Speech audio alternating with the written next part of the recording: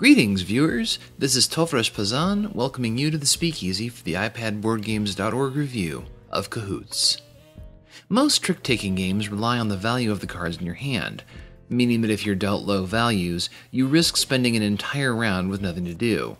Cahoots, a digital-first design, tries to solve this problem by assigning suits to each player and giving you some control over your hand. Are you in? Cahoots is played with a deck that has 6 suits. In a 4-player game, the default, all suits have cards valued from 4 to 8, with 4 through 6 duplicated. Initially, 12 cards are dealt to each player.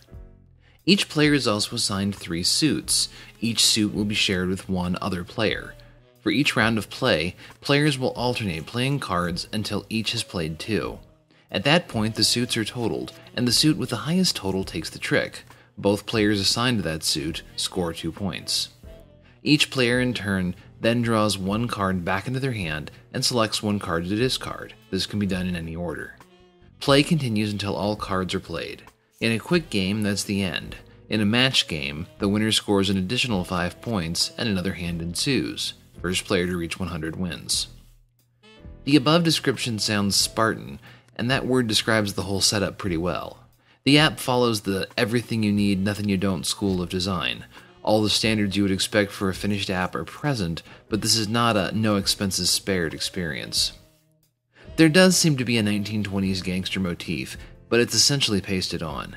It's communicated in the menu art, the music, the card backs, and that's about it.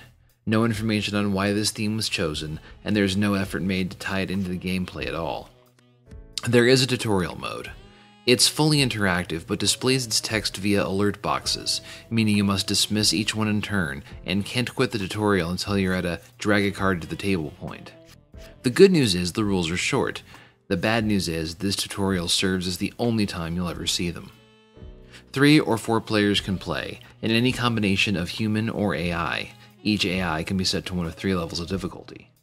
Pass and play is the only multiplayer option. The game does have hooks into Game Center, but no online play or leaderboards seem to exist. While we accept that asynchronous play wouldn't be terribly exciting here, it would be nice to see an online option. For all that this app is very no-frills, the game itself represents a very fresh take on trick-taking. With suits mattering more than values, you're almost always in contention, and your opponents might even help you. With limited control over what goes back into your hand, you must strategically build the suits you score while also selectively trashing cards that help the others. There isn't anything really wrong with the game's interface, but some spit and polish would be welcome, as would online play.